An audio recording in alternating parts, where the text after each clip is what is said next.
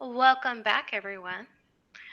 So we just took our first break, and Daisy made an attunement of which she saw this massive horror of a chain monster starting to bear down on her crewmates. What do you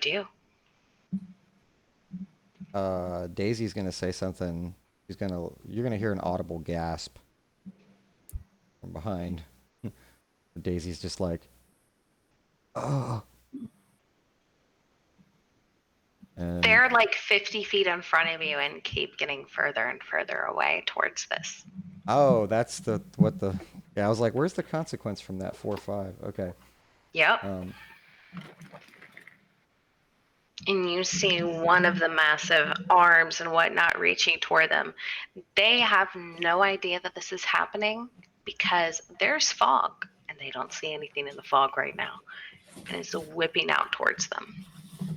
oh well, that's good. Dang. Well, I'm not gonna resist that. I think instead, Daisy's gonna do a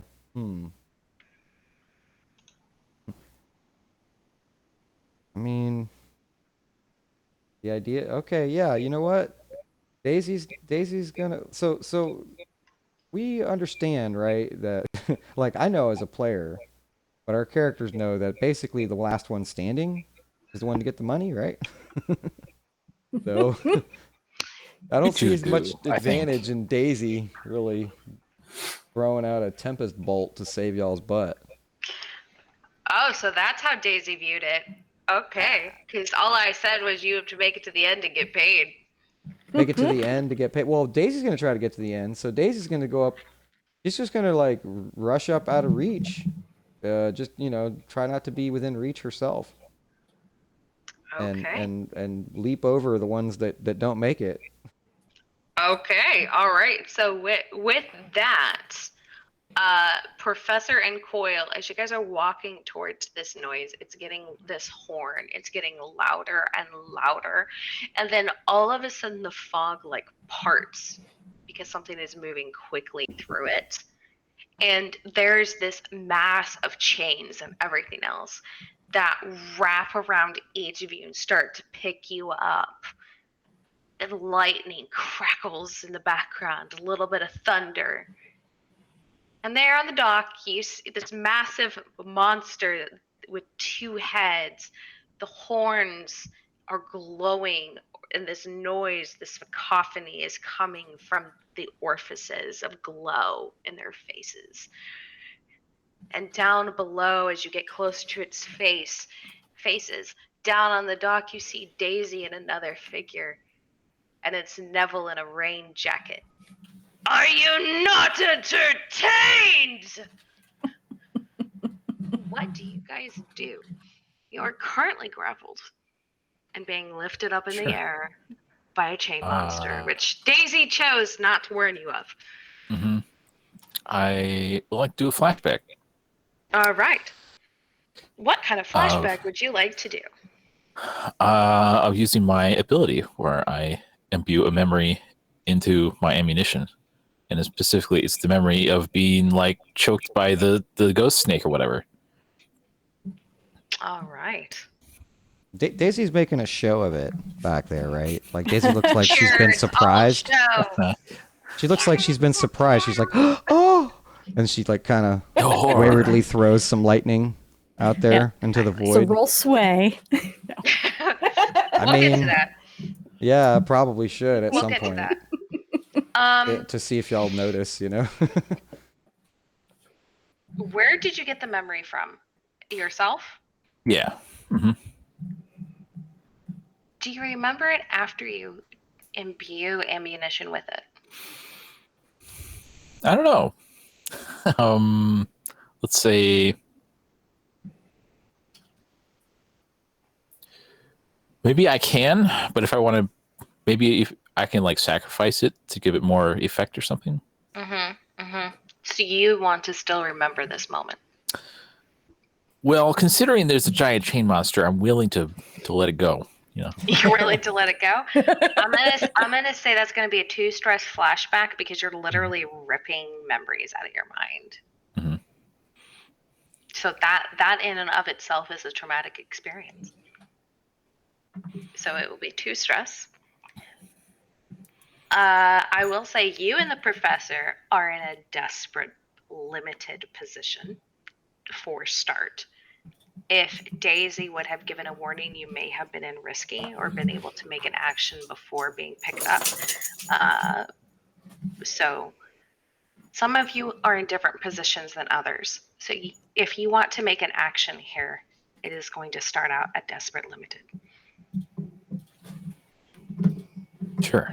Am I still under the effects of mystery cocktail? Oh yeah. Okay. Well, I guess I'm. So It's got me though, right? So I can't jump around. But oh yeah. I would almost say you're rolling 1 less dice. If you're wanting to like aim at something. If you're wanting to attack something more up close and personal, you would probably gain effect because you're on jitterbug juice. But yeah. yeah. Well, I want to fire off This thing is lighting up like a freaking Christmas tree. Sure. I want to, fire off this imbued ammo at blank range and try to. I mean, it's not like you can miss any one of its 2 heads, right? Mm-hmm. Right? 2 heads. Yes, 2 heads.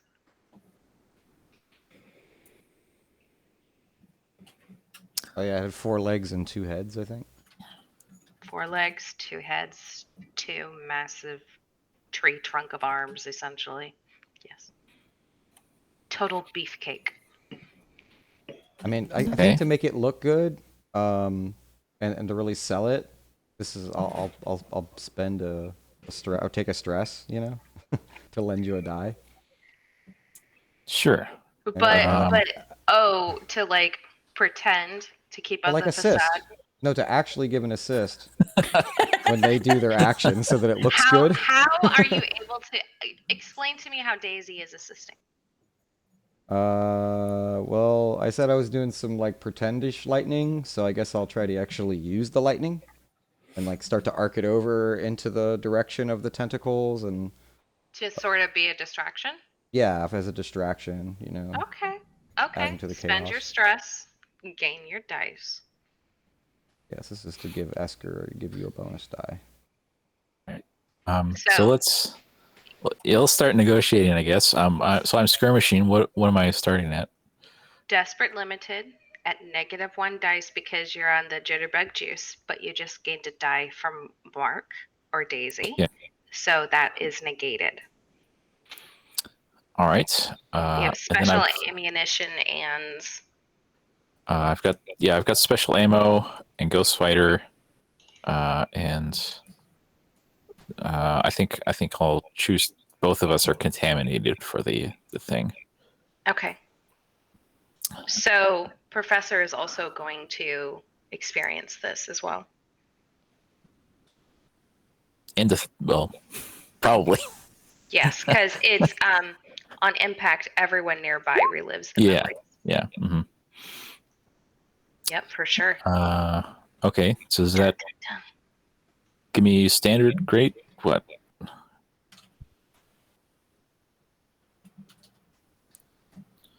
I think because it's a level 4 harm that you are taking and putting into a memory. I'd say that would bring you up to standard effect. Okay. Then I will.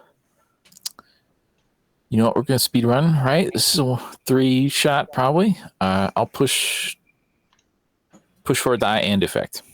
Push twice.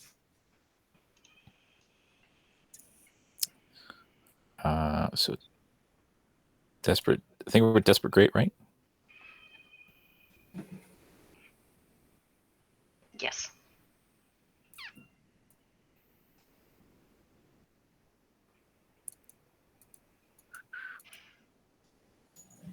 Okay. Partial.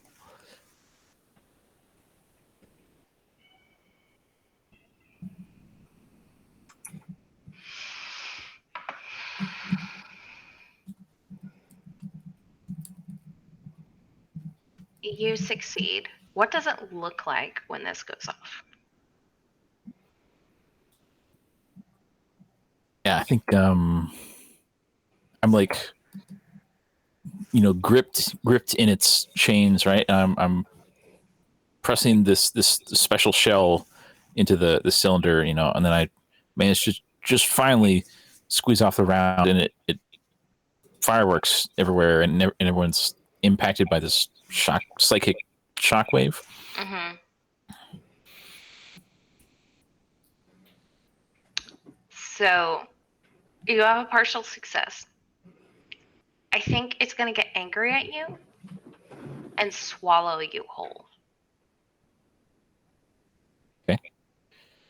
Also, I'm well aware that there's game show music playing in the background. I just think it brings a really good ambiance right now to this, really tense moment. So Mhm. yeah, there you go. Sure. Just a tiny bit. It's very, very low.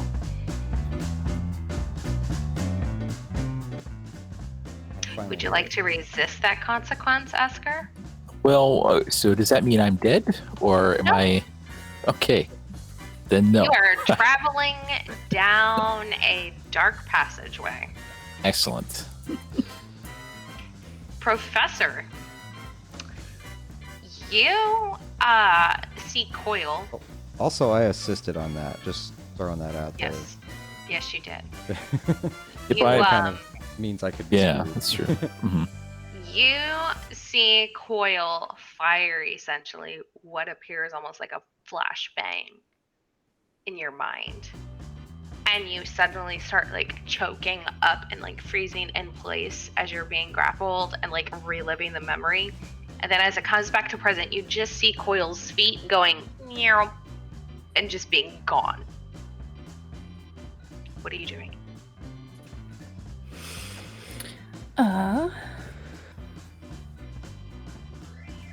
I would like to use my ability Dissonant Proclamation. Okay. You can push yourself to do one of the following. Speak an eldritch truth from one of your grimoires in its native tongue, or call out for aid from an entity beyond the cosmos. And which part of this would you like to do? I would like to call out for aid from an entity from beyond the cosmos. Of course you do. Yeah. Nothing bad could come of this. And I think this essentially looks like a tune. Okay. As he is calling upon the water to basically attack this thing.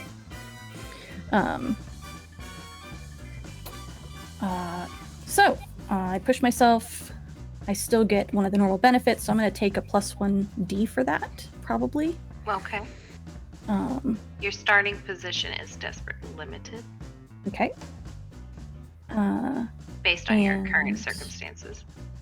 I'm going to take my Elder Sign amulet that I have on a necklace around my neck, and I'm holding onto that and like tracing the very weird angles of it, like with a thumb, as I Trying to chant. amplify your prayer, essentially. Yes. Yeah, I think that will bring you up to standard. Go ahead and make your roll. Yeah, this is worth noting, I think, as well, that the aid she's getting doesn't come without repercussion. So it might be like course not. tentacles. So it might be doing a lot, but it actually does something else bad, Yeah, chain monster versus tentacle monster. It'll be great. Yeah. That's a 5.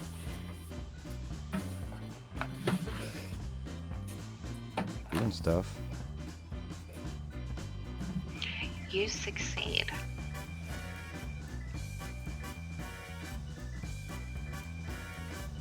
but it flings Daisy in the water.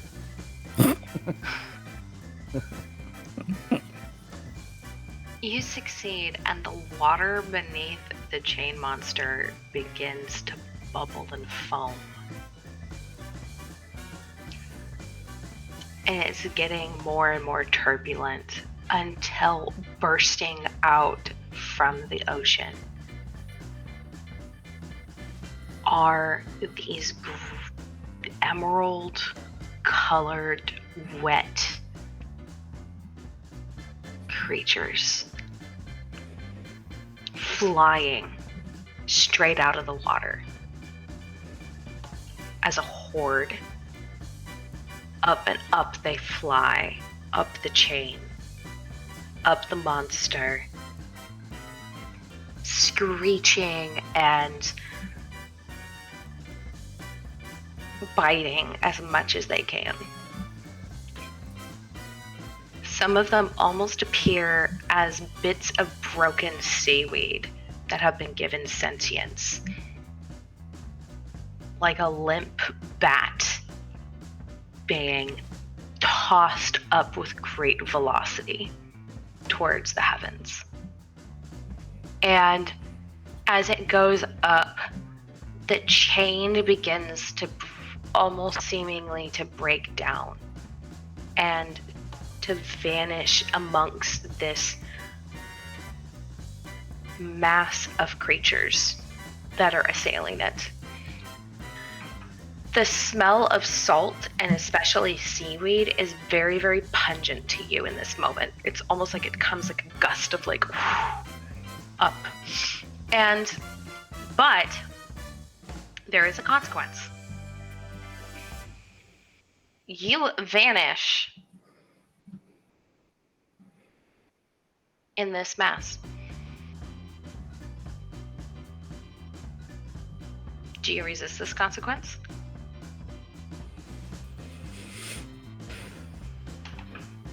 Can I get a little more detail on the consequence? You are being consumed, and you don't know by what, whether that be the chain monster or whatever you called from the entity beyond the cosmos.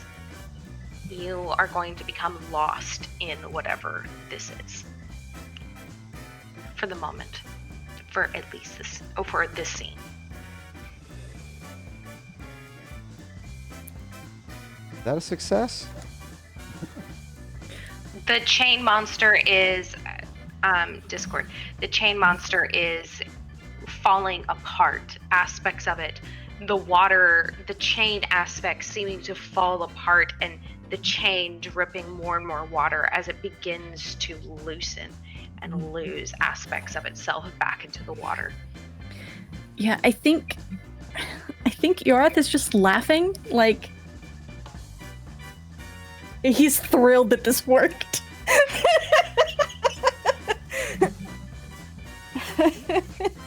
You hear a voice.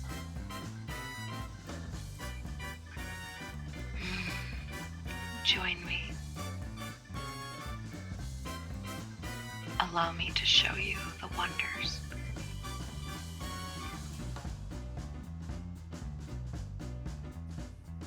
Yeah, he's not gonna say no to that. Okay.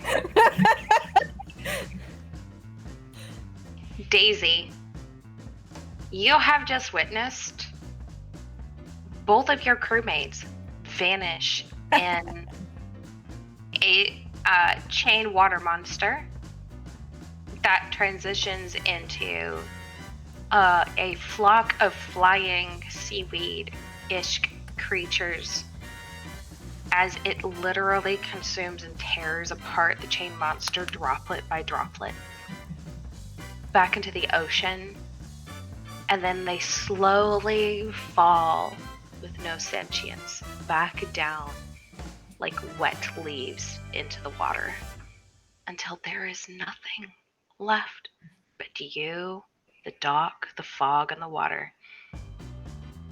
And Neville just standing there.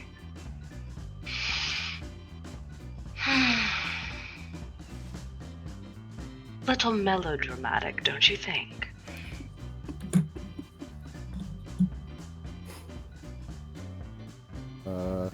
I mean, yeah, Daisy's traipsing forward happily.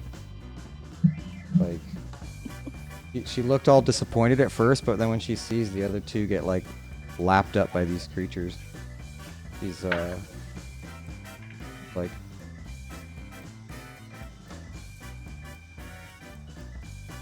I always was one for the melodrama. And she just kind of gives a smirk, like she's gonna win. Then you're walks going forward to boldly.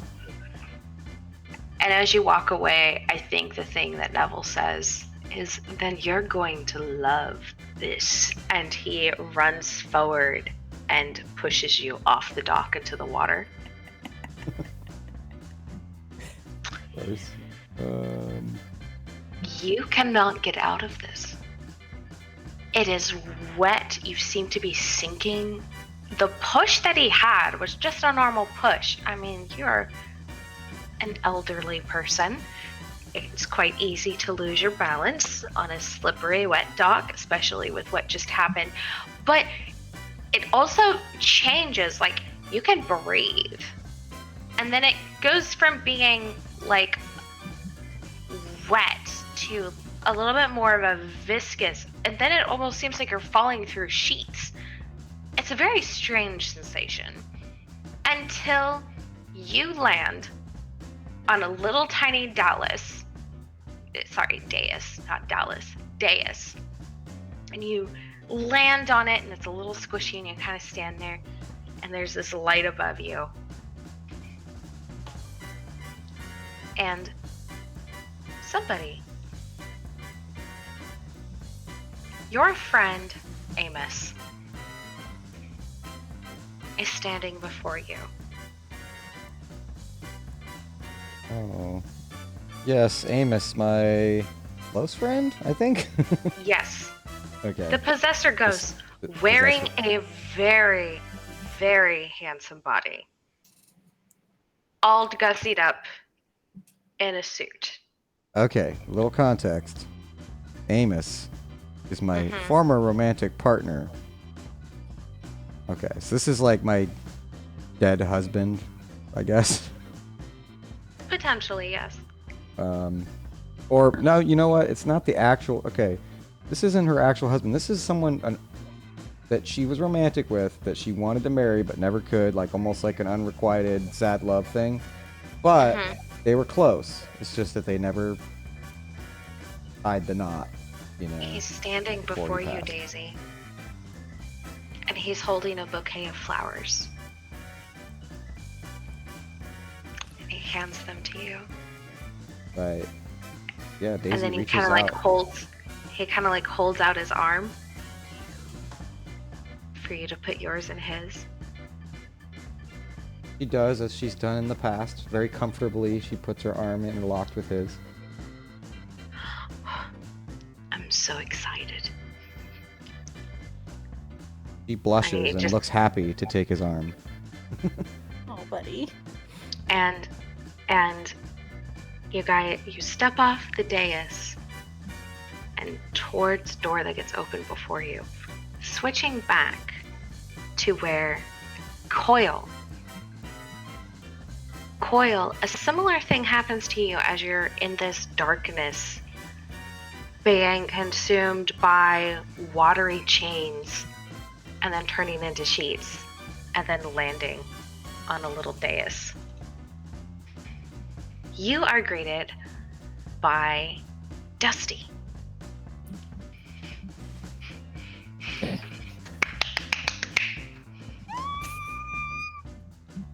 I always love it when they decide to get eaten. It's the best. I thought you'd thing. like that. Yeah. It's the best slide, isn't it? Mm-hmm. Was it thrilling? It was. Was it all that you wanted? Almost. Almost. I got something else you wanted. Oh, you did. Yeah. Okay, so, you need to change. Okay, and with, like, he, like, zips around you. Zip. And then you're in a suit. Very nice. And you have a little corsage or flowers or something right here. Mhm. Okay, you ready? So all my gear is gone for now. It's just in different pouches in the suit. Okay. All right. You all still have your gear. Don't worry. Then sure. Oh! One more thing. Stab. Stabs you again. And now I'm going to guide you, but you need to keep your eyes closed. That's how this works. Okay? Where are we going? Are your eyes closed? They need to be closed now. Otherwise, this is gonna get really complicated, like really fast. All right. Close his eyes. Okay, so that was a love potion. I think it was at least. The next person you land your eyes on, you're gonna fall in love with, and I got a surprise for you coming up. If you peek, everyone's gonna know. Oh no. I think.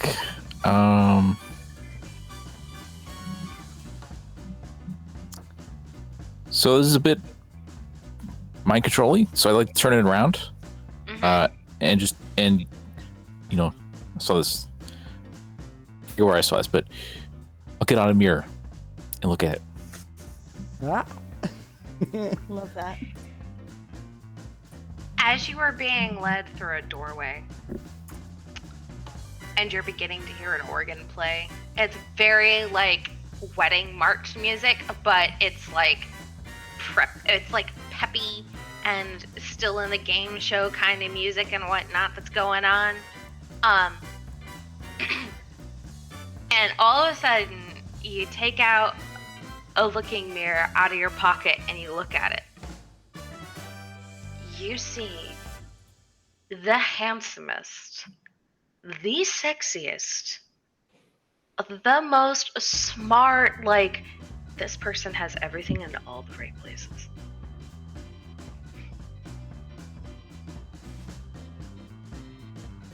You are smitten.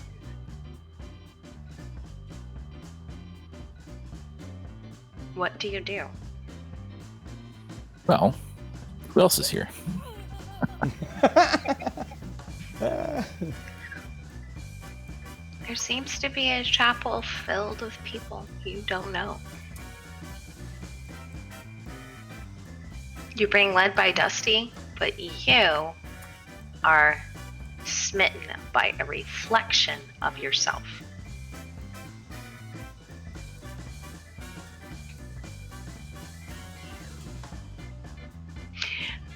Professor,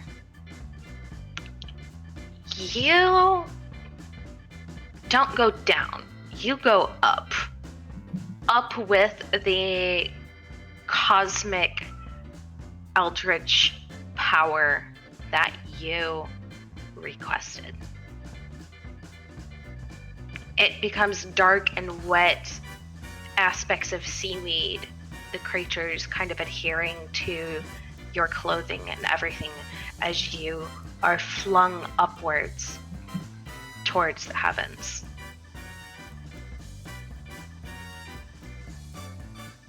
You almost seem to come to a star before it's lifted up like a hatch, and you're pushed on through and the hatch is closed, and you step onto it. You are on your own dais.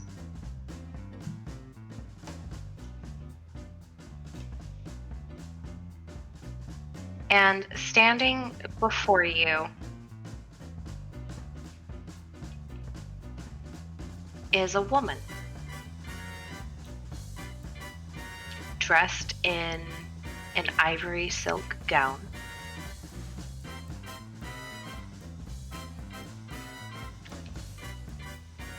Little bit of a Sparkcraft necklace around her neck with jewels on it, and holding what appears to be a star trapped. Sorry, I just saw the gift that Mark sent in chat. Wow. Okay, I'm never gonna get that image out of my head. And ruining the moment here, Mark. Where to delete it? I'm sorry. You're good. She is holding a black rose with what appears to be a star trapped at its center. And she is a little nervous standing there. Just kind of looks at you.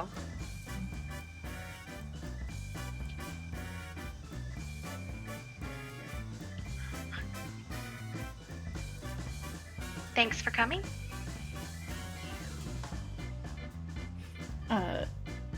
Yorath looks around briefly, and then looks back at her and smiles, and steps down off of the dais.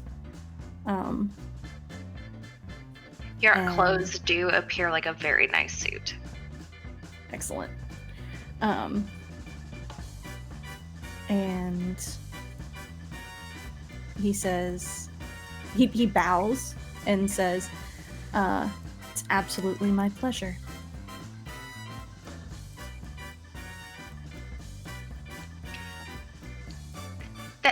That's very nice.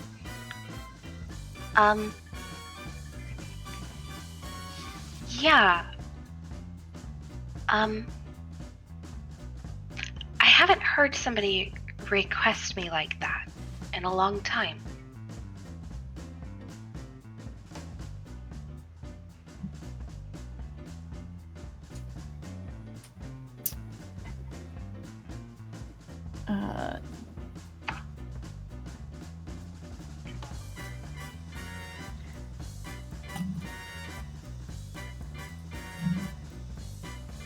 I'm trying to think of a reply that's suave and not creepy.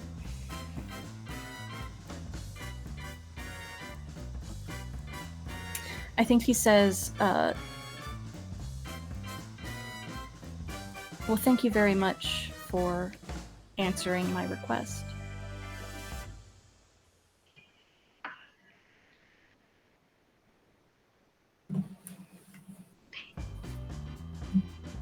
Yes. Delighted. Shall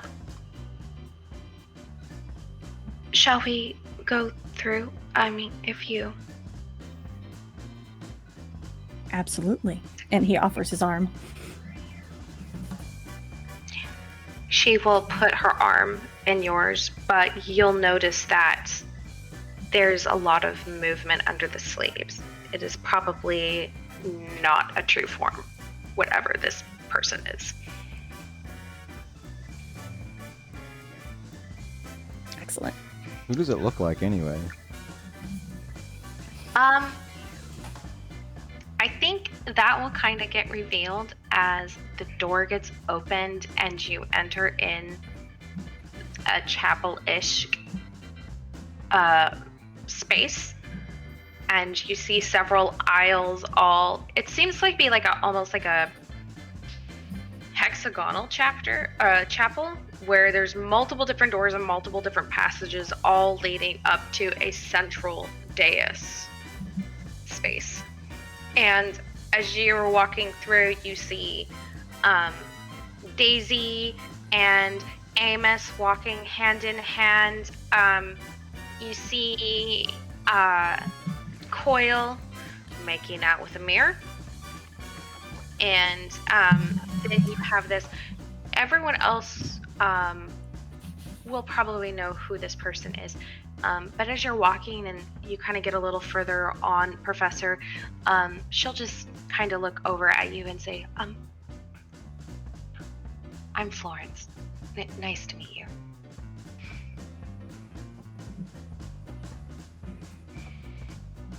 My pleasure, Florence. I'm Yorath.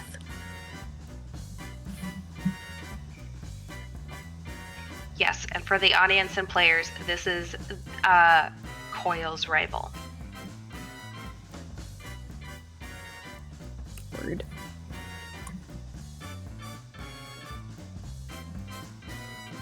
So, standing at the center dais is Neville.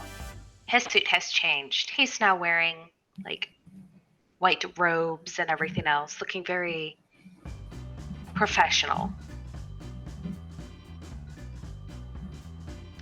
And behind him is somebody not necessarily of any importance.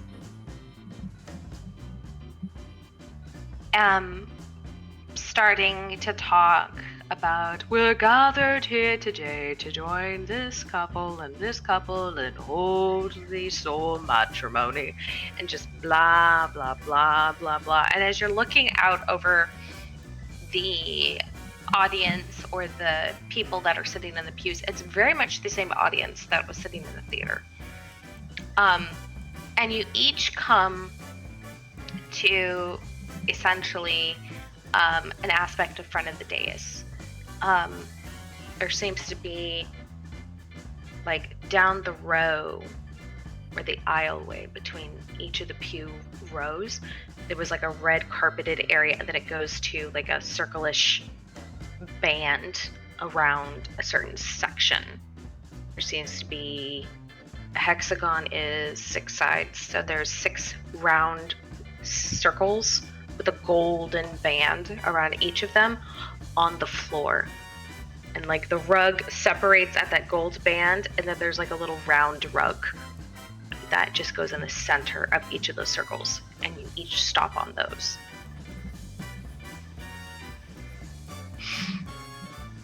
Of which case, when you step over into them, each of them start to hum.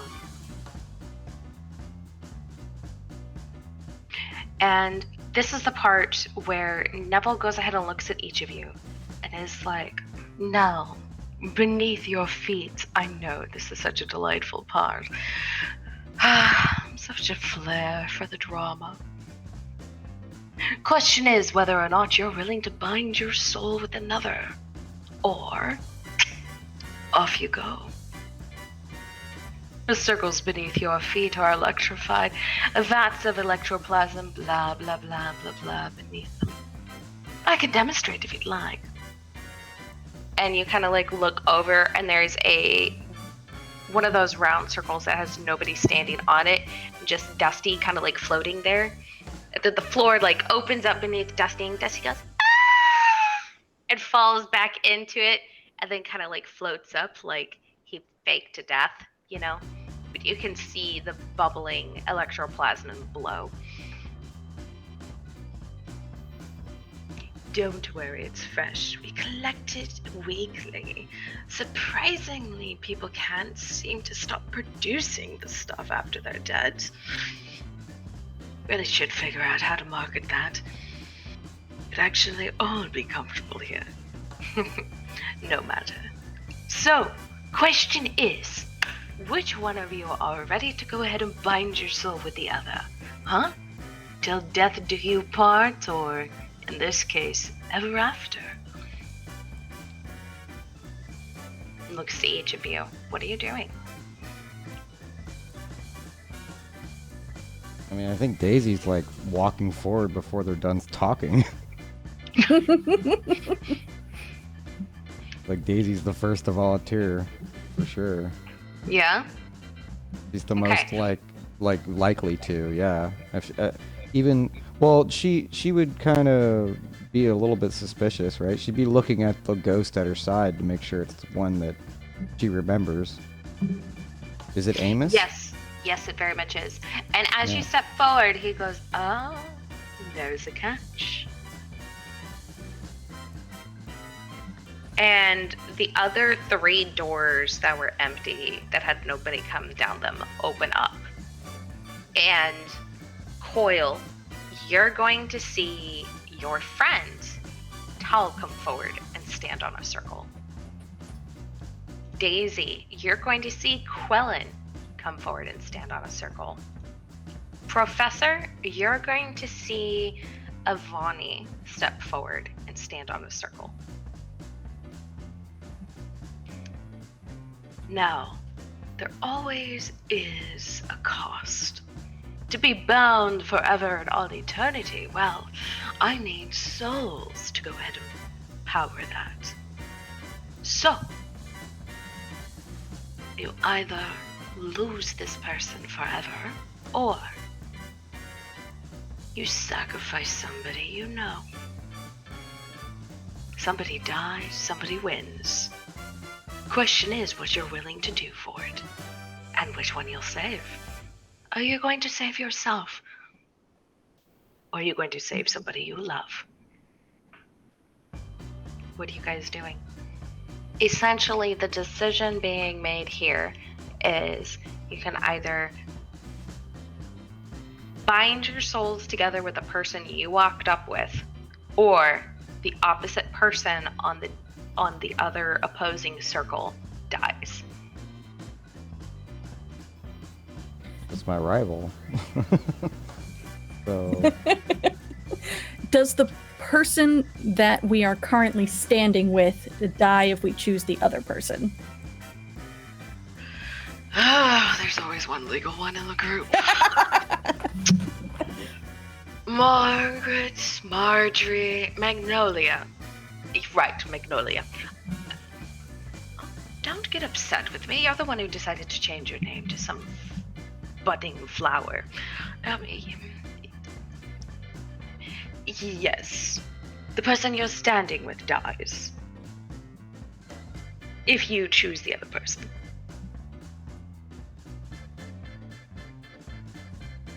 Exact cost, you see. oh, okay. But I'm still free to choose Amos, right? And she weakly kind of like calls out. Oh, you're already willing to sacrifice someone. Good. This is gonna make a lovely show. She excitedly taps her fingers through the outline of Amos's arm, as like she's like, oh goody, you know, like Quellen will finally be gone.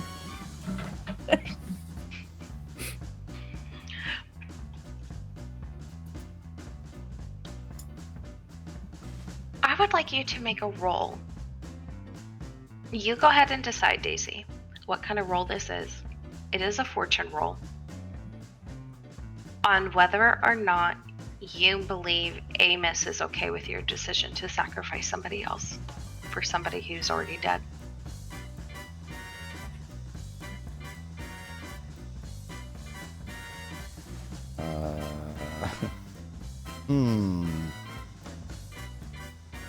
Or you can go ahead and choose to not go through with it. You can make another action. Question is, what are you going to do in this moment? Are you going to go through with it? Or are you going to do something else? Well, first Daisy looks to Amos to see how Amos reacts. Does Amos look like he wants to marry Daisy? Yes. Then she's going through with it. I mean, no question. You know, it's not even a question. Of course she'll go through with it. The love of her life, so to speak, the unrequited, never married love. She's going for it, yeah. And yeah, if she has to convince him somehow, I mean, she will. But if he looks like he's into it. Neville snaps his hand and the dais beneath Quellen vanishes. Silence. Then A shudder and a sigh. She's like, like finally, you know? he pulls up a hand, and there's her soul. And then he looks to you. Give me your soul.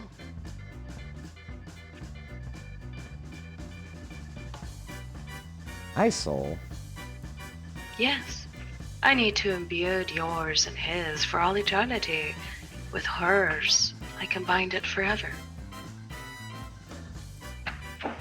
Okay, maybe I misunderstood. Maybe Mark misunderstood. No, you have to. He needs your souls to be able to bind them together. Right, mine and Amos. Yeah, Yes. he's using Okay. Quellen Quellen's as the soul binding to power agent. the binding between you Yes. and Amos. But it destroys Quellen, correct? Yeah, she's already gone. Oh, okay.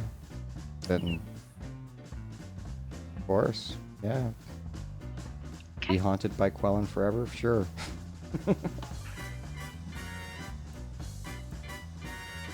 I think she like thinks Reaches- back. I think this is like where we get a flash right into the history of Daisy, and instead of the name Daisy being addressed, it's Agnes, and it's Quellen's voice, and she's holding some item of power. Right, we can tell it's an item of power because it's like wisping with smoke or something, virulent black smoke, and she clutches this item, and it like wraps her whole fist, and she throws the black energy at my character, and we see that Agnes is her real name, and she tries to hold out a flower, but it's all wilted, and it like turns to dust in her hand, and then the memory shatters, and we're back to like real life, and we see the flower in the pocket of Amos, like on his ghost form, that he like died with this flower, and she was carrying it, and it was destroyed by Quellen. And there's this, like moment of clarity for the audience where they realize that Amos's treasured possession was destroyed by Quellen years ago, and so she just kind of remembers that moment and like very assuredly and confidently just says, yes, bind it now. May I add to that memory? Mm-hmm. Oh yeah. A little bit. Go for it. I think Neville reaches forward and your soul kind of like comes out of your chest a little bit. Oh, okay. And he places it next to the other one. And then he pulls out of his pocket a third Amos that he already has. Puts it in the same hand. And it's very similar to what those magicians do with those glass balls, those spheres, where they rotate them around in their hand, one-handed, like 3 balls moving. And he just starts doing that, and they start to slowly warp into each other as he does it faster and faster, till slowly it becomes one. And during this, that memory that you have, Daisy, shifts slightly. That flower that was so important to you, to Agnes, that Quellen destroyed, you see Quellen chanting an incantation on those petals over Amos's dead body. And his soul comes up. She breathes.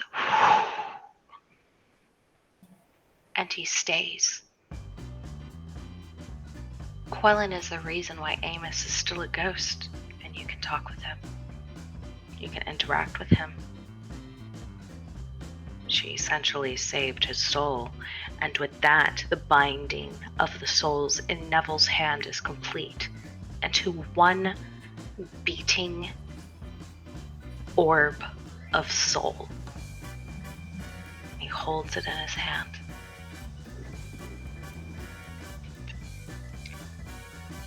Takes a chunk of it, gives it back to you, takes the other chunk and gives it to Amos. You are now bound forever together. Congratulations. And with that, like a couple of the chapel goers and whatnot come up and like throw like spectral rice or something at you. It just like literally goes right through you. It doesn't do anything. just throwing stuff on the floor at this point. Right, glitter is what I'm seeing. Yeah, Only it's passing through me. yeah. But You're glad and you're a little sad. A little Well, sad. yeah, like part of me is wondering, does that mean that I have to deal with Quellen forever now? Is that what you Who were saying? knows? No. It's Oh. just that the memory, you have the full memory now behind the flower. have Oh, a so little- like you it's have a like a little double-edged. guilt. Yeah, it's Yeah, a guilt you have thing, you right? have some guilt. You have some guilt for what you did. Because she's the reason why you're able to be where you are right now. She wants to usher the memory out of her head. She wants to feel good about this. You know? So if I need to, I'll roll to resist. To reduce it. Or whatever. There's Like- nothing to roll against. Well, it feels like a consequence to me, but alright. You can be happy in your marriage, but know that there is a little bit extra given to that memory, and that's it.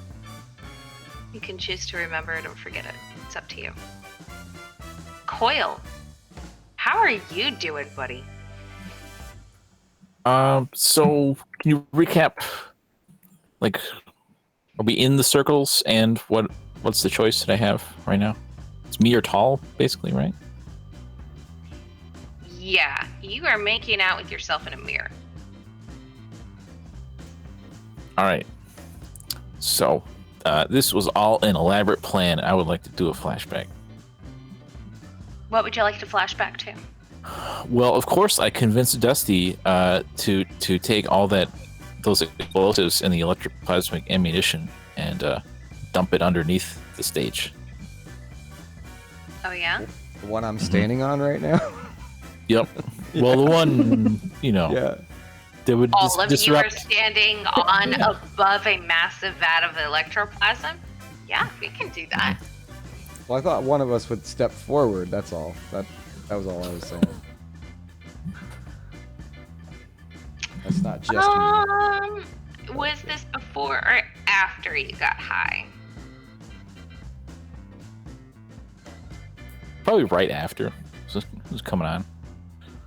Can you make me a fortune roll so I can see how well you were able to give directions to essentially a dust sprite? Sure. I mean, they were high. I don't even right? know what that would be. Command, maybe? It's up to you, whichever one you think Coil would use. Well,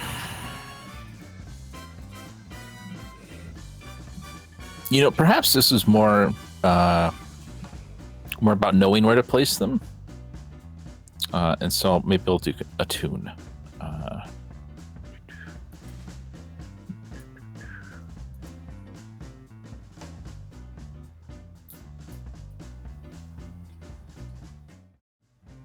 Okay, 6. Nice. No matter how high you are, you do seem still really, really good at causing chaos and mayhem.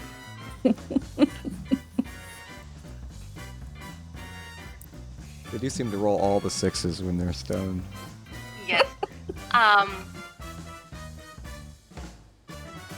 Because of that 6, I'm going to say it's only going to be a 1 stress flashback to have given Dusty this information, because like you are still very well versed in being able to tell like about explosives, but like to eat a sandwich or like pick up your feet when you're walking, probably not. Yeah. You told Dusty this information. Yeah, so I start proclaiming to our dear director that I'm not going to play your game and we're going to break the fourth wall. Uh-huh. And I wait for Dusty's to enact the plan. You are declaring this. Yeah.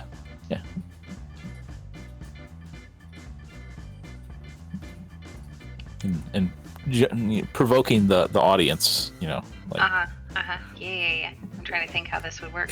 I mean, what do you want it to do, Esker? I want that this blows I would- everyone up, or I want to break out of this oh, railroad track dilemma. No, the I forget what the dilemma is called, but the Yeah, I know what you're talking about. the train switch dilemma. Yeah. Mhm. Train switch dilemma. Which that's like the train track. Yeah. Or something like that. Yeah. Mhm.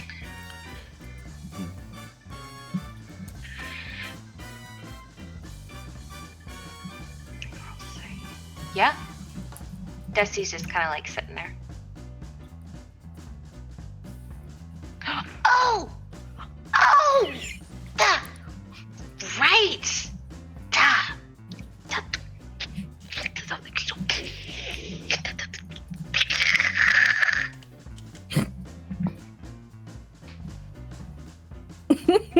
Vanishes. Poof! what the hell, Dusty? Comes back a moment later, taps you on your shoulder. Wait, we have a slight problem? Come on, it's the what is it? It's the midpoint. You can't have a problem right now. Well, actually, yeah, because usually within any plot, there's always a complication. Or something not being done right. And I think I didn't do something right. Mm-hmm. Yeah, so I got, like, overly excited when you were telling me earlier, like, about all this explosive stuff. And then I found the manifest in the warehouse, and you were gone for, like, 30 minutes or so in the last scene. So I placed all of it everywhere.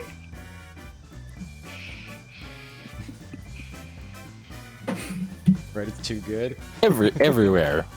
What does this mean? So everywhere. Well, you better get to it then.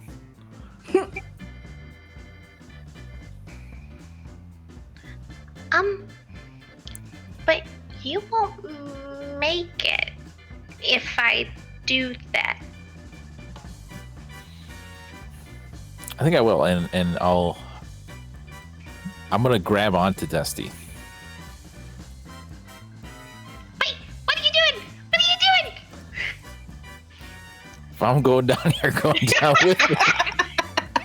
But you told me to do it! This isn't the plan! This was never the plan! I just got too excited. I thought I was gonna go from a background character to a main character, and I was just like living in my moment with the spotlight, and is this just too much pressure? It's all great. I'll just have to fly for the both of us here, you know. I can't fly! I float! Well, conveniently, I float too, since you're whatever that was. Would never be able to make it out of the blast radius. Not only that, but like everyone else, even my boss.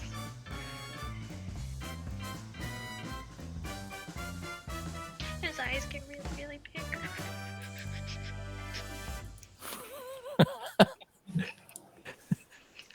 You can't go through with it.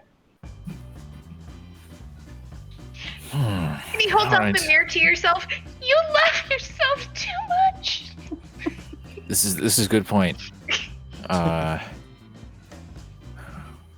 look at the director. It's like, well, how about you take this one? Take which one? What? Take Dusty for the price. You were gonna go down with me, and then all of a sudden you're just sacrificing me. Can I say you make a very good argument? I'm not even a red dust sprite! That's a red dust sprite's job! They're the ones who are supposed to die! And he just floats on closer to Neville, and Neville is just like... looks back at you.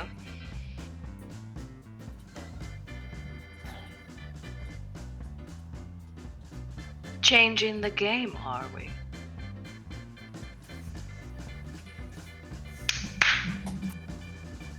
And with that, all the pews and everything start to move backwards, revealing beneath the floor where you guys are standing, the circles being the only thing still staying at the same level. Everything else drops into electroplasm except for the main pews areas, as they back up and seem to also lift into more of like stands of like a stadium. The seats rotating upwards, so the audience that was there momentarily for wedding vows are now in essentially stands in an arena. Neville is floating. He is not on anything else. The only thing remaining are the circles that you each are standing on, except for the one that Quellen was standing on that is no longer there. So there are 5 circles. Everything beneath you is a massive, massive pool of electroplasm. And beneath in the electroplasm, you see a form that's recognizable. Speedy. Like a massive whale comes out of the electroplasm and breaches backwards and upside down and splashes. Some of the electroplasm even going onto a small part of one of the pew stands that is still working on being pulled up. Few people melting off into, the electroplasm below.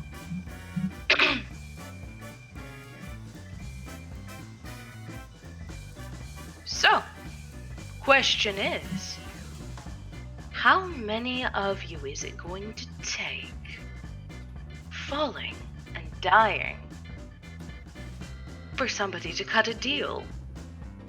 And with that, I think another dais is going to fall. Give me 1 second to figure out who it is.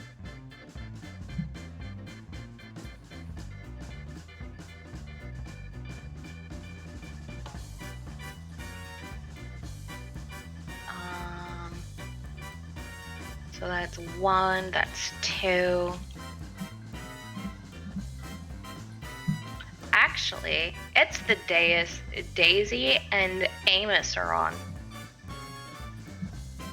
Okay. Starts to plummet.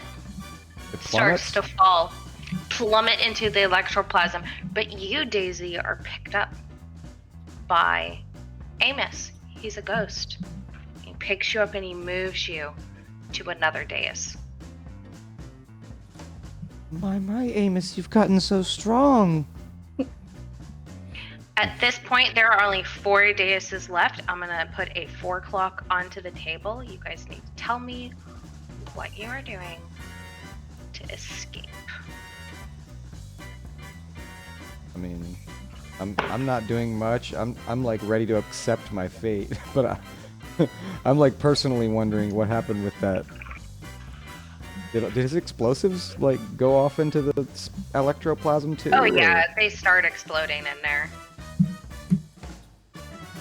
Oh. Bubbling and causing chaos and whatnot. And you'll also notice at this point, like when Dusty said that he put explosives everywhere, it's everywhere. Like you start checking your pockets, it's in your pockets.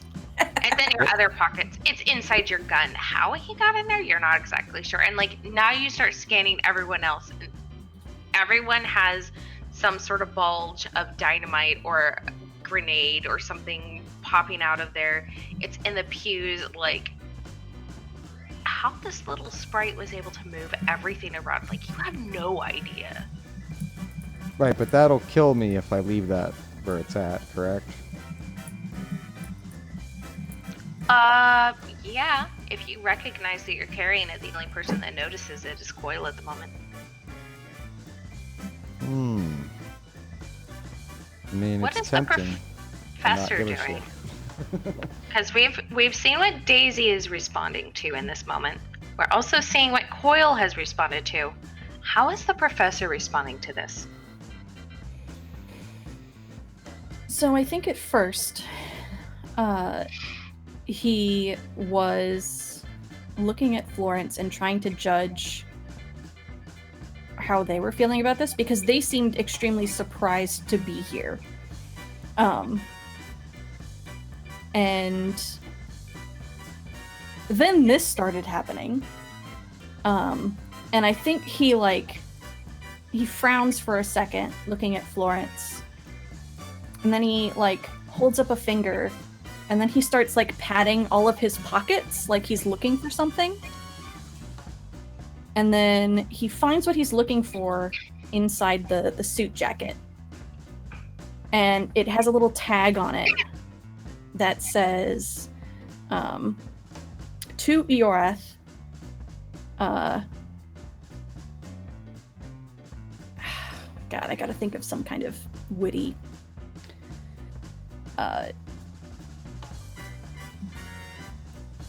for when everything seems too blue to continue.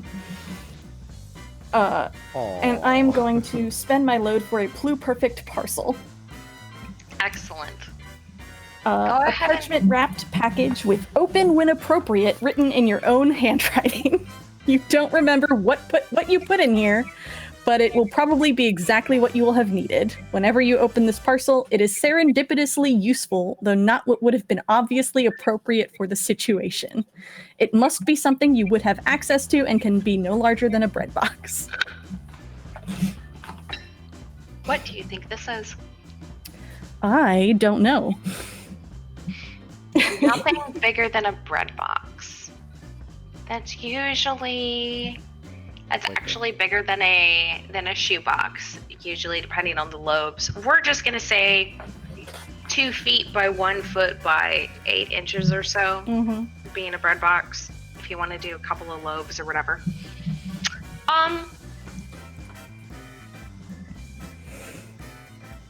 What a challenging item to put in a game. It's it's useful, but not obviously appropriate.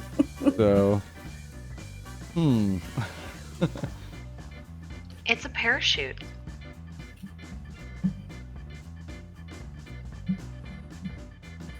Spectral glider parachute that gets them out. Can be. I That wouldn't means want a parachute. Daisy's gonna probably have to swallow her pride. I mean, but yeah, it's a parachute. I think he opens it and he kind of looks at it for a second. And then he shrugs and starts to snap himself into the harness.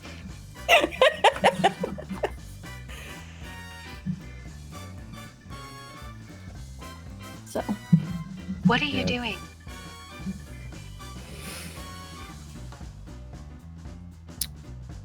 I think I want to study the situation to see how this is useful, specifically. And what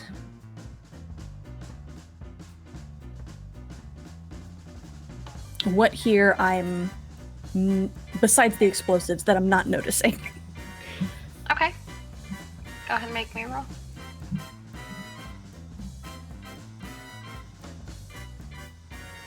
What's my position?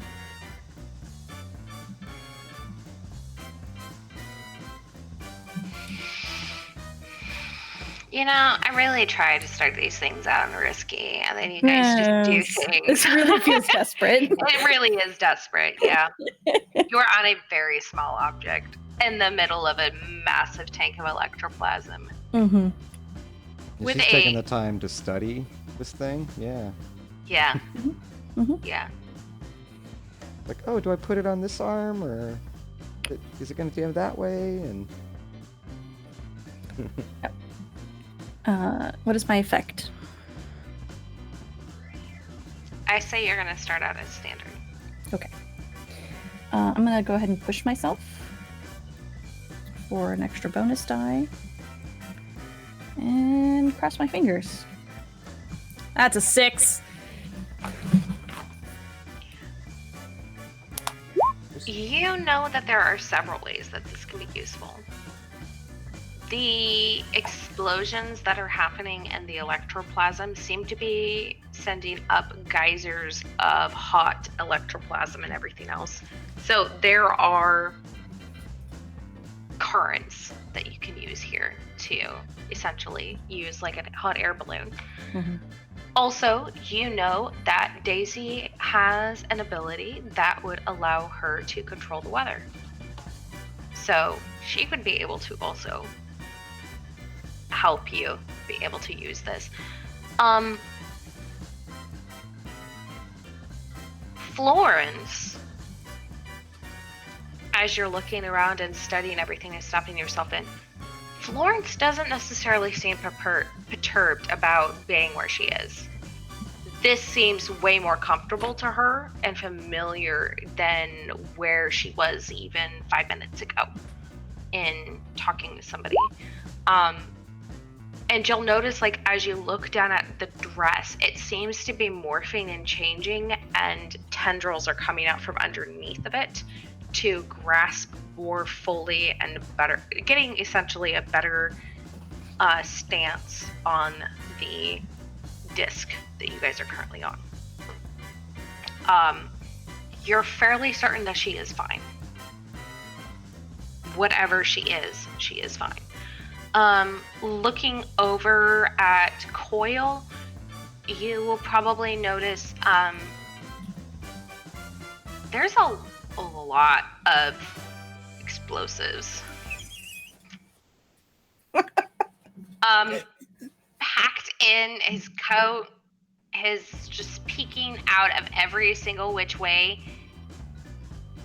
Like, he probably hasn't even noticed that he's wearing bandoliers of dynamite sticks at this point. And also at the bottom of the dais, you'll notice, like, there's a bunch of, like, stuck dynamite and everything else. And, like, as you're looking, like, everywhere you look, there is grenades and dynamite. And you're like, oh my god, this place is going to go up like a freaking volcano if something gets bumped.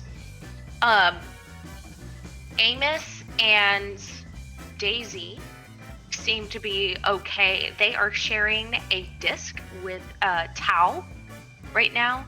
Tal doesn't necessarily know what they're doing, but pretty sure that they'll figure something out. And then the last dais is holding Vianney, or you said Vianney? VNA. Vianney. Vianney is holding, sorry, sometimes I botch pronunciation. You're good. You'll notice that Vianney is pulling out stuff from their satchel. And they probably have something illegal in the highly, black market or whatever that they have with them at all times. So you're pretty sure that they're fine. The biggest people that are your concern is the disc with Daisy, Amos, and Tal on it, because that is the most weight, as well as Coil. And yourself, obviously. Okay.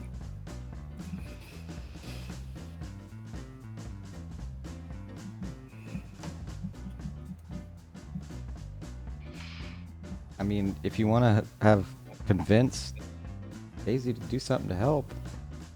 She seems enamored with her love at this moment, but like ready to float off. She's just like all starry-eyed, Mm-hmm. And doesn't seem to be paying much attention to the destruction and chaos around her. She looks ready to accept it. Mm-hmm. she's still alive. I think Yorath shouts out to Coil and to Daisy and Amos and Tal. Well, first, no, let's be honest. First, he looks at Vione and is like, "Are you good?" And A is like, "Yeah, I think I'm good." And then he looks out at Daisy and Amos and Coil and Tal, and is like, "All right, we got to coordinate something here if you want to get out with me." She looks struck from her reverie. Looks over to you. Like, Or you can die here, but I mean, you don't have to. I think Coyle just looks at you as like, don't worry, I have a plan. Do you? Are the explosives your plan? Yes. does that plan involve us not getting blown to bits, Coil? I don't know about you. Me, yes. Her eyes get all wide. She realizes that she's not part of the plan. If you're confident in your plan, Coil, then I'll leave you here. Because I'm already a little concerned about the amount of weight I gotta carry. Get tall and the others, and I'll be fine. Okay, Coil. And he turns to Florence, and is like, "Well, do you think you'll be all right?" Yes, this is more my speed, if you know what I mean. Okay. Do you think that you could help me get over to that dais over there?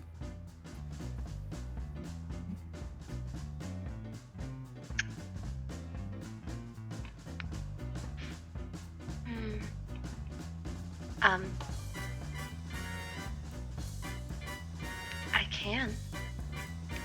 For something in return.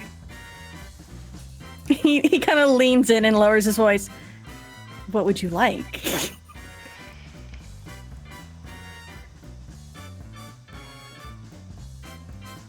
I haven't had somebody in a long time to travel with. To see what I see. Consider coming with me. And with that, she flings you to the other days. Word. Question is, how does the professor respond to this? To the question? To being flung across an electroplasmic crater, essentially, or lake, whatever we want to call it at this point, pit of despair, and towards the other dais that is very crowded with people right now.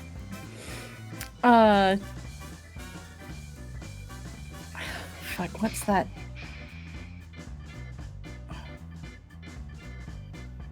Sorry, I just have like Indiana Jones music in my head. Dun dun dun dun dun dun dun. Yeah, no, I'm Oh, Temple I'm of Doom? envisioning Gomez and Morticia Adams. Like last Yes. night you were unhinged. You Do it scared to me. again. Do it again. Yes. Extra GM points. Yeah, because for the people at home, the trauma that I gave Yorath at the very beginning of this, before we did anything, was obsessed. And he like his whole playbook is the Eldritch Scholar and Madman. So like he's kind of starry-eyed. He's also terrified, but also kind of loving it. Really turned on by yeah. Excellent. This is like the subject of your obsession right now. Like coming to life in front of you and helping you. Yes. Yeah, it's the gift from Doctor Who. Did you wish really, really hard? And yes, he did. All I'm gonna say is halfway as the professor is flying and it's slow mowing as you come flying across this, you just halfway see in the background Esker's doing smoochy faces at himself in the Coil smoochy faces at himself in the mirror.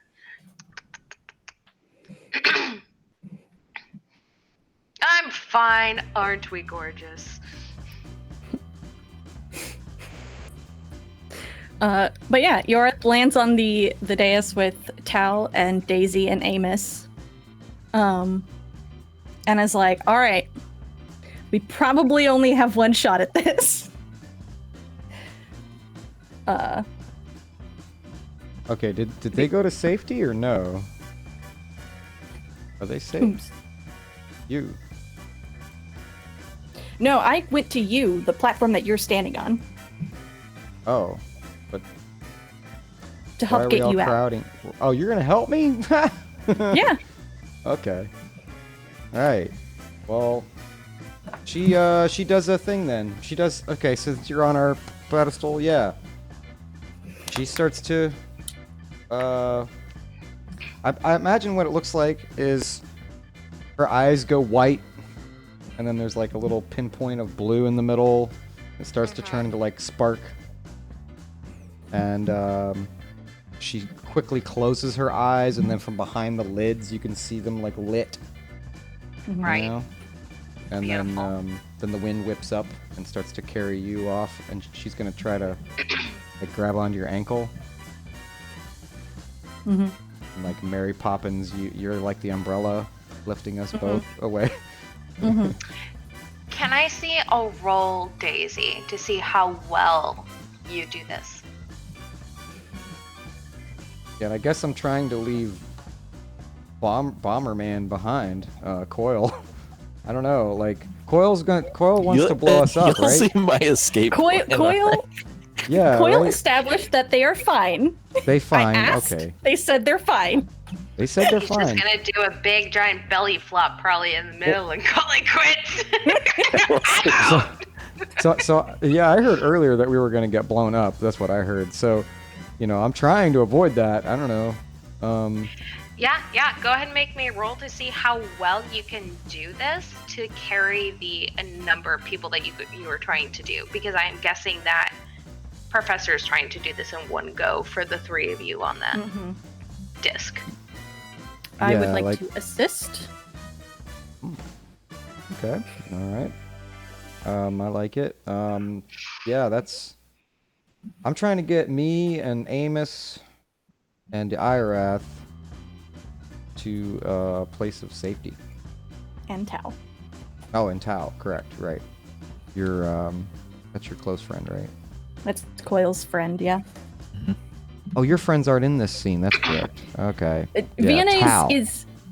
Vienna has some other way that A is going to get out of this, probably. Oh. Okay, so Tal and Florence. Okay, yeah, Florence is the, yeah. So, but Tal. Yeah. So yeah, there's like a hand movement, and she grabs onto your little ankle and tries to get you all off. Let's see here. There is. Desperate standard starting position. Yeah, that's what I was waiting for. Okay. Well, you're assisting. I'm also gonna take 2 stress. Mm-hmm. So standard is enough to get us all? Or is standard an indication that I'm getting not everyone?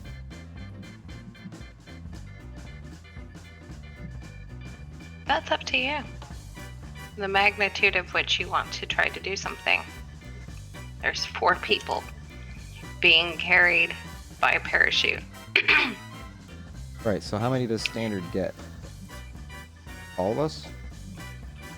I don't think that's necessarily going to be an issue. Also, you do have a fine lightning hook, especially the one that I gave you at the start of the scene.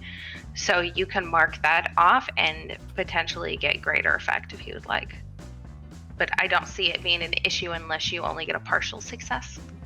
In which case, that would be a consequence. Can be a potential consequence, but you can always decide to resist that if you wish. Okay, I just wanted to be sure before I took additional stress. Mhm. So desperate standard, 1 assist die from Danielle, and then 1 from pushing. So 2 bonus dice. Don't forget, if you decide to use that fine lightning hook, the effect is going to go up. So make sure to put up to great effect. If you choose to mark that on your load.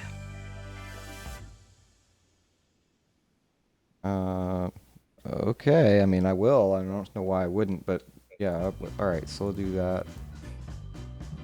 That's basically the foot or the hand around your foot. It's the the lightning hook. Oh, That's there a is a 6. 6 there. There's Yeah. a 6. Very good.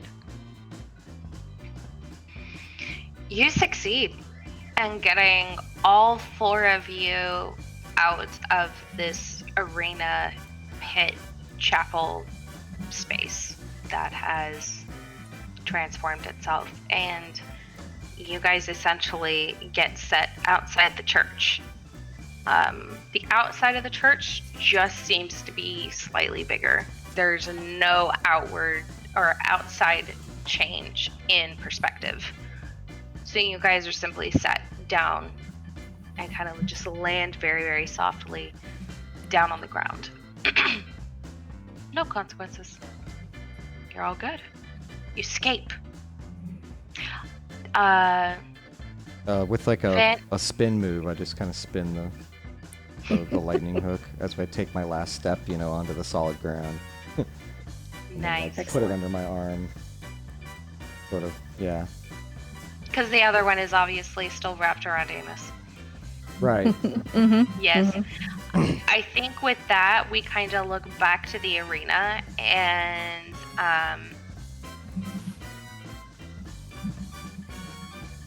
Vanier is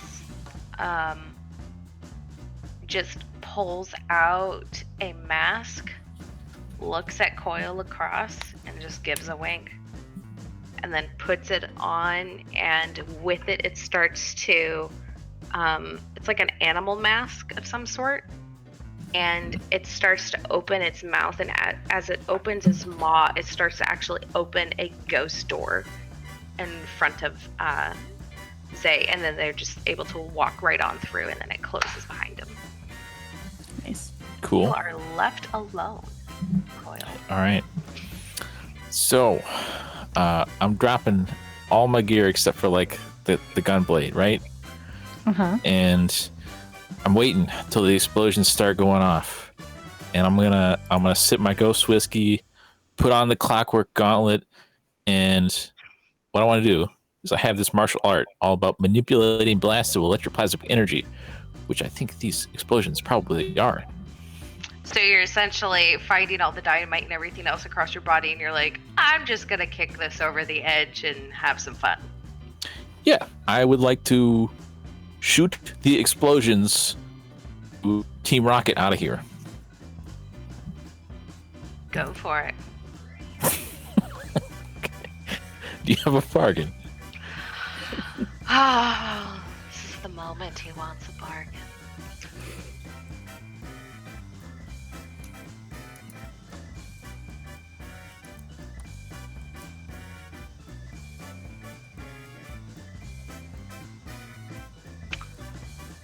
Yes, I do.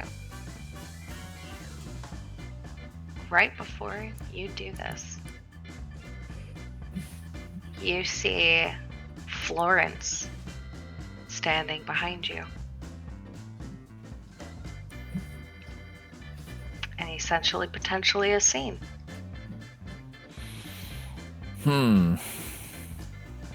Okay, sure. Go ahead and make your roll for me. All right, I assume this is desperate. Desperate standard, yes. Okay, I'll push for effect. Do one of those.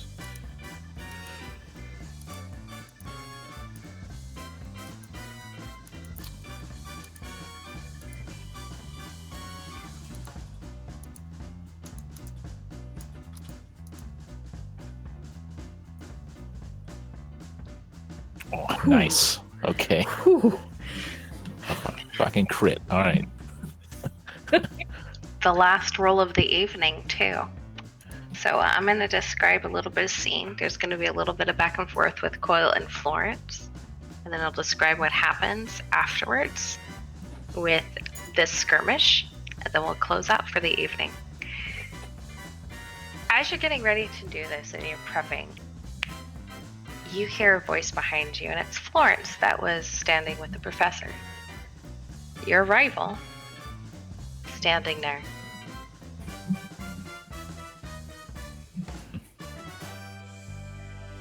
Always willing to go out with a bang.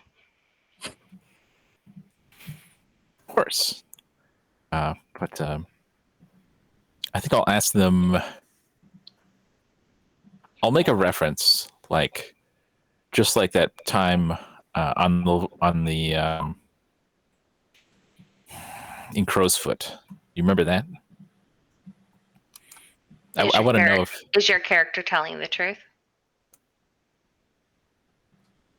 I'm remembering something true. Yes, but I want to know if they are who I think they are.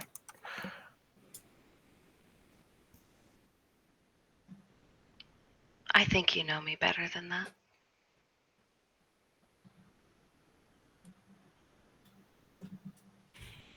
I suppose we'll see soon, won't we?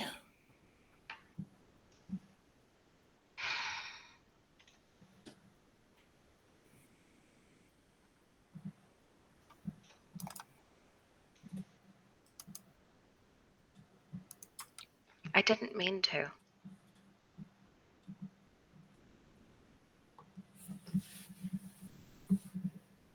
Mean to what? Leave.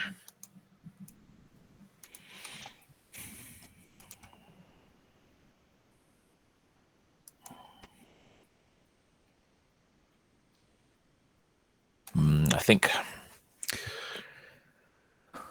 it's like, well, it wouldn't have really worked with you always trying to steal my inventions.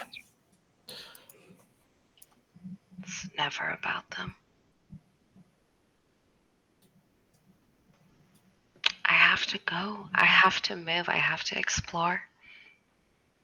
This is only one place I visit.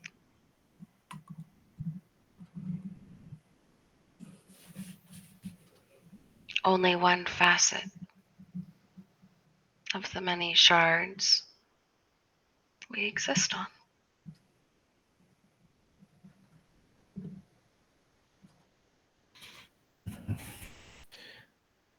And I think I grab him by the shoulder. It's like, then do it.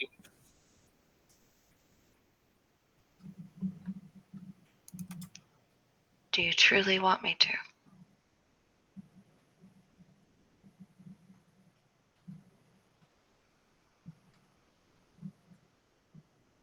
I think you truly want to.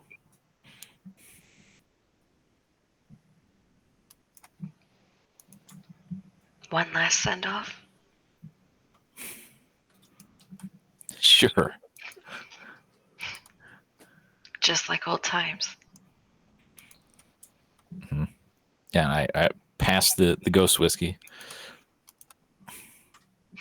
You know I can't drink. What you have here. But I can influence it. And with that, she reaches around your hand, around your gun, and pulls the trigger.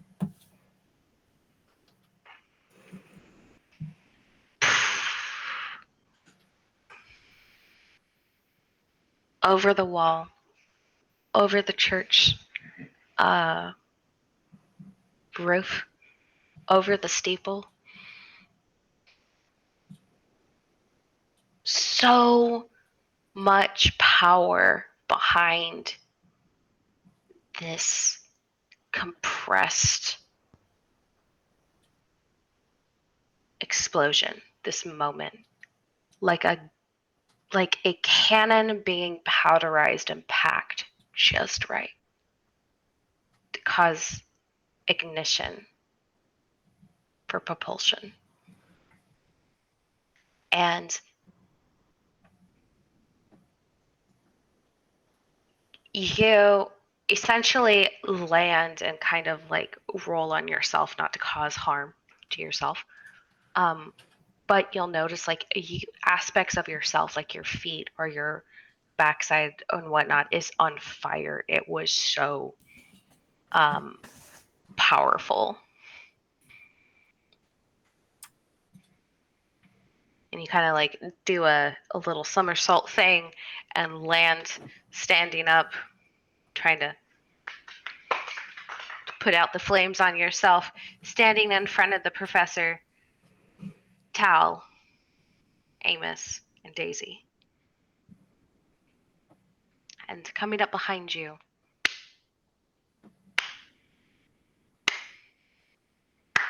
Neville in his usual outfit. Well done. Now that was entertainment. Tune in next time, folks, when you see them come across Jupiter herself and decide which pearl is consumed. And he draws his hand and the scene ends. And we end tonight on that note. Thank you, everyone, for joining us on this very crazy and wonderful adventure that is this Blades campaign. We have been really enjoying doing a little short mini story arc in preparation for Halloween. We may be wrapping up next week. We haven't quite decided yet, but don't worry, there will definitely be a wonderful ending to this, or a wonderful episode next week in preparation for Halloween. I have been Nychelle, your GM tonight, and I'll go ahead and tell you a little bit of where you can find us, and then I will pass it off to the rest of the cast so they can tell you a little bit more of how you can follow them and find their games and such. So I'm Nychelle. I am one of the moderators of the Blades in the Dark Discord server, and that is a very active community. We also have a very active game developing community as well, where some supplements, such as some of the ones we used tonight from the Unusual Suspects Jam that was hosted last year, were created. And the Hacked in the Dark podcast and streams and everything are produced and community run. We're a welcoming community. We love to see new people come and join us. And personal plug, I guess I could say, is if you want, you can follow me on Twitter at Mistletoe T-Rex. And I'll pass it off to Mark. Yeah, my name is Mark Cleveland. I'm a designer, and I did the game Runners in the Shadows, and also other games of sci-fi and fantasy variety. Find me on markcleveland.itch.io or at SaveMeGBoo5 on Twitter.